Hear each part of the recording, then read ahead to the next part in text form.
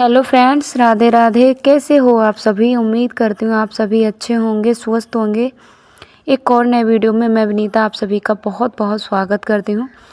सुबह शुरुआत मेरी हो चुकी है और ऐसा होता है ना, हम सुबह जब उठते हैं तो हमको हल्की हल्की नींद सी लगती है। तो उस टाइम पर अगर आप 5-10 मिनट का अगर योगा एक्सरसाइज कर लेते हैं ना, तो पूरी नींद हमारी ना बिल्कुल छूमंतर हो जाती है, गायब हो जाती है। तो भाई ये काम हर औरत को करना चाहिए। देखिए ये जो सुबह का एक्सरसाइज होती है ना, 5 से 10 मिनट जो आपके अपने लिए देते हैं, ये आपके जीवन को बहुत बेहतर बनाते हैं। एक तो आपका जो आलस होता है वो भी टूटता है, दूसरा आपकी बॉडी भी फिट रहती है और आप पॉजिटिव एनर्जी भी आती है। तो थोड़ा 5-10 जैसे भी आपके पास समय है, उस समय को आप इसमें यूज़ कर सकते हैं। जैसे मेरे पास ज़्यादा समय तो नहीं होता है, कम ही समय होता है। जैसे सुबह देखिए आपको पता ही है, मुझे जाना होता है 8 बजे तक, तो मुझे स्कूल के लिए निकलना ही होता है। तो मैं ज़्यादा समय नहीं दे पाती हूँ, 10 मिनट 15 मिनट ऐसे ही दे पाती हूँ। नॉर्मल 10 ही मिनट मैं दे पाती हूँ एक्सरसाइज के लिए। एक्सरसाइज करने के बाद देखिए मैं यहाँ पर जो पानी है गर्म हुआ उसको मैं पीऊँगी। वैसे मैं पहले पी लेती हूँ, लेकिन आज मुझे ना प्यास नहीं लग रही थी, नींद कुछ ज़्यादा ही लग रही थी। तो मैंने कहा पहले नींद को भगाते हैं, क्योंकि किसी दिन ना हम जैसा होता है जल्दी उठ जाते हैं, बच्चे रात में अगर उठा दें तो हमारी नींद ख़राब होती है ना, तो हमको नींद फिर सुबह उठने का टाइम हो जाता है तो थोड़ा मन करता है कि सोते रहो। लेकिन अगर सोते रहेंगे तो आगे फिर मेरे सारे काम हैं वो लेट हो जाते हैं, तो इस वजह से मैं उठ जाती हूँ।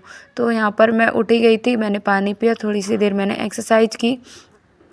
ऐसा होता है कि जब भी मुझे लगता है ना कि कौन सा काम मैं पहले कर सकती हूँ, तो उस काम को मैं पहले कर लेती हूँ। बाहर देख ही सकते हो कितना ज़्यादा अंधेरा है।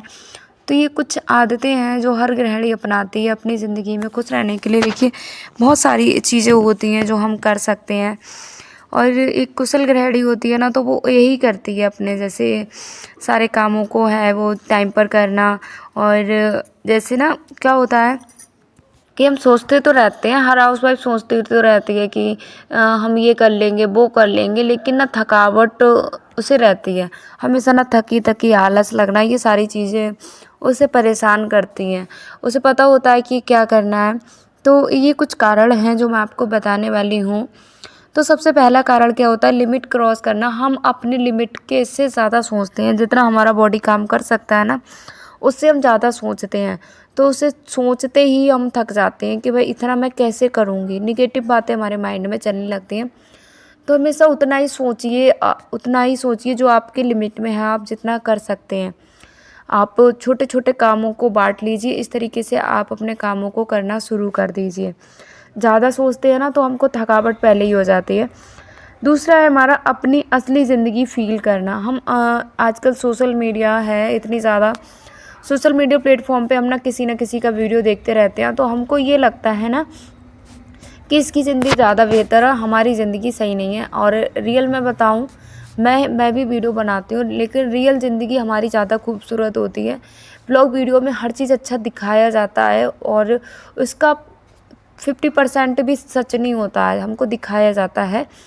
तो हर चीज़ जो अच्छी होती है ना, तो वो हर चीज़ अच्छी हमको सिर्फ कैमरे के सामने दिखाई जाती है, पीछे की ज़िंदगी कोई दिखाता नहीं है। तीसरा है हमारा अपने काम को सीरियस ना लेके बोझ समझना। ऐसा होता है ना कि हम अपने कामों को सीरियसली नहीं लेते हैं, उनको क्या कि अरे करना ही तो है, हो जाएगा कैसे, ये नहीं, उसी कामों को हम जिम्मेदारी समझे कि भाई मुझे मेरे बच्चों को संभालना एक जिम्मेदारी है, घर के सारे कामों को टाइम पर करना मेरी एक जिम्मेदारी है। अगर मैं इन जिम्मेदारियों को निभाऊंगी तो कुशल गृहिणी बन जाऊंगी। तो इस तरीके से हम उन आदतों को मतलब उन कामों को बोझ ना समझकर समझदारी से अगर करेंगे तो ज़्यादा सही रहेगा।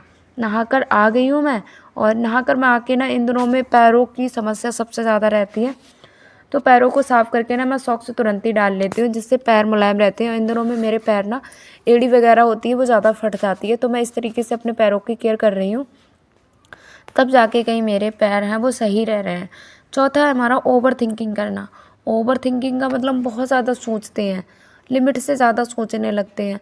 अरे ऐसा नहीं हो पा रहा है, ये होगा, मैं वो कर लूँगी, मैं इतनी बड़ी हो जाऊँगी। मतलब कभी कभी ना हम सोचते हैं, किसी काम को हम शुरू करते हैं ना, तो उसमें इतना ज़्यादा शुरुआत हमारी नहीं होती, बस हमने सोचा कि हम ये काम शुरू करने वाले हैं और हम उसकी आखिरी पड़ाव तक पहुंच जाते हैं। तो इस ओवर थिंकिंग के चक्कर में ना कभी कभी हम, जब वो हमें पहला पॉइंट होता है ना उस पर अगर सक्सेस मिल गई तो अच्छी बात है, अगर सक्सेस नहीं मिलती है ना तो वहीं पर थक जाते हैं, थकावट हमको होने लगती है। फिर हमारा 5वां है, पूरे दिन की लिस्ट में 3 ज़रूर काम ही लिखिए। पूरे दिन की हम लंबी सी लिस्ट बना लेते हैं और फिर हम उस लिस्ट को जब देखते हैं ना तो 10 बजे तक हमने, अगर हमसे 5 ही काम हुए, हमने 20-25 काम नोट कर लिए, 5 ही काम हुए, 11-12 बजे तक फिर हम डिमोटिवेट हो जाते हैं कि भाई अभी तो मुझसे 5 ही हुए हैं, मैं किसी काम के नहीं हूँ। हमको ना कुछ नकारात्मक ऊर्जा हमको मिलने लगती है वहाँ पे। तो आप ज़रूरी जो काम है आप उन कामों को सिलेक्ट कर लीजिए, लिखिए जो बहुत ज़्यादा ज़रूरी हैं, जो आज से हर हालत में होने चाहिए, उन कामों को पहले करिए। फिर हमारा 6 है, निगेटिव महिलाओं से दूर रखिए, क्योंकि इसलिए जो निगेटिव महिलाएं होती हैं ना वो आपको नकारात्मक सोच आपके अंदर करती हैं, क्योंकि उन्हें मज़ा आता है आपकी लाइफ में प्रॉब्लम में देखकर आपको। तो खुश मिजाज की जो संगति है उनके साथ रहना चाहिए, क्योंकि वो खुद भी खुश रहते हैं और आपको भी खुश रहते हैं और एनर्जी देते हैं। संडे का ब्लॉग है ये। और फिर हमारा 6 है, नेगेटिव महिलाओं से अपने इमोशन का ख्याल रखें। हमारे इमोशन होते हैं ना तो हम क्या करते हैं ना, किसी को अपने कोई भी हमको मिलता है ना तो हम सारी बातें इसके साथ शेयर कर देते हैं कि भाई ये कि वो, और अपना अच्छी हम उस इम्प्रेशन डालने के लिए उसको हम सारी बातें शेयर करते हैं। लेकिन होता उल्टा है, जो व्यक्ति आपसे सारी बातें सुनकर जा रहा है वो अगली जगह पे शेयर करेगा, फिर अच्छा नहीं लगता है। ये सारी बातें शेयर करना ठीक नहीं है। फिर हमारा है 8वां, छोटा काम को छोटा ना समझे बल्कि समय मिलते ही तुरंत शुरुआत करें। छोटे छोटे काम होते हैं, कभी कभी हमें लगता है कि बाथरूम की क्लीनिंग या किचन की क्लीनिंग कोई बड़ा काम नहीं है, हम कम ही कर लेंगे। तो वो देखिए छोटे छोटे काम फिर हम छोटे, जैसे हमने किचन का भी इकट्ठा कर लिया, किचन भी साफ़ नहीं किया, बाथरूम भी साफ़ नहीं किया, अलमारी भी सेट नहीं की, तो ये काम छोटे छोटे हैं।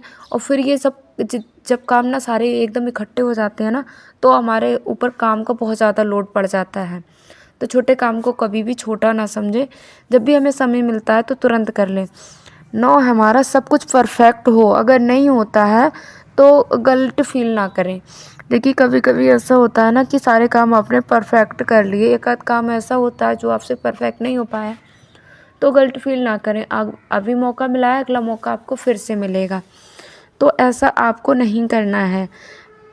10वां है हमारा, घर के काम के साथ साथ ना हम लोग एक्सरसाइज नहीं करते हैं। हमें लगता है कि घर के काम तो कर ही रहे हैं, एक्सरसाइज के लिए क्या ही समय निकालना। तो एक्सरसाइज एक अलग चीज़ है, घर के काम एक अलग चीज़ है। तो आप एक्सरसाइज भले ही 10-15 मिनट, आपने देखा होगा काफ़ी महिलाएं ऐसी हैं जो घर के कामों को फुर्ती से करती हैं, लेकिन उनका बॉडी फिर भी इतना ज़्यादा बढ़ता जाता है, वेट है वो उनका बहुत ज़्यादा बढ़ जाता है। तो इस तरीके से उनको घर के काम के साथ साथ 10-15 मिनट एक्सरसाइज ज़रूर कर लें।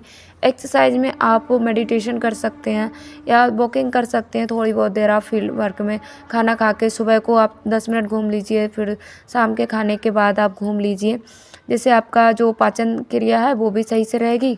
और आपको सबसे ज़्यादा एक्सरसाइज का लाभ क्या होता है ना, हमारा शरीर है वो फुर्ती बहुत ज़्यादा पकड़ता है। 11 है हमारा, हर रोज़ एक कोना ज़रूर साफ़ करें।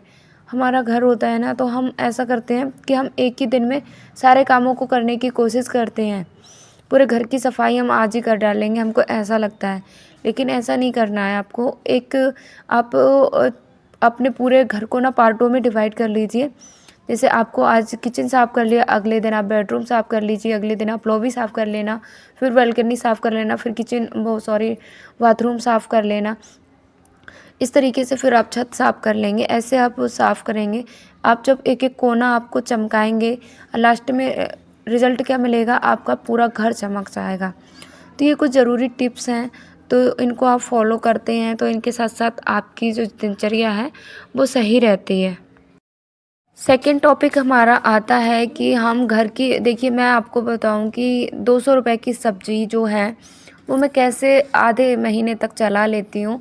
तो अभी मैं आपको दिखा रही हूँ, ये मेरे हस्बैंड जी बाज़ार करके आए हैं और इन सब्जियों को मैं एक एक करके डिटेल में बताऊँगी कि मैं कौन सी सब्ज़ी कैसे करके 200 रुपए की सब्ज़ी मात्र 200 रुपए में बाज़ार होके आती हूँ और कैसे मैं महीने भर सब्ज़ी को चलाती हूँ। सबसे पहले मैं आपको बताऊँ, सब्ज़ियाँ मार्केट से खरीदें। मार्केट में जब वो जैसे आपके आस-पास एक दिन निश्चित होगा कि कौन से दिन आपकी बाज़ार लगेगी, तो वहाँ पर सब्ज़ियाँ जो हैं वो सस्ती मिल जाती हैं। लेकिन जब हम सब्ज़ियों को मार्केट से जैसे जो फुटकर ठेले होते हैं ना, वहाँ से ख़रीदते हैं, तो सब्ज़ियाँ कुछ ज़्यादा महंगी पड़ती हैं। और जब बाज़ार में देखिए बहुत ज़्यादा दुकानें लगी रहती हैं, तो वहाँ पर सब्ज़ियाँ सस्ती मिलती हैं। जैसे ये साग जो है यहाँ पर, ये 20 रुपए का 1 किलो साग है। 20 रुपए का 1 किलो साग है। तो ऐसे हम छोटी-छोटी बचत करके रख सकते हैं। और भी तो हर सब्ज़ी सस्ती ही है, तो हम ऐसे जितना ज़रूरत होती है ना, उतनी ही सब्ज़ी खरीदें।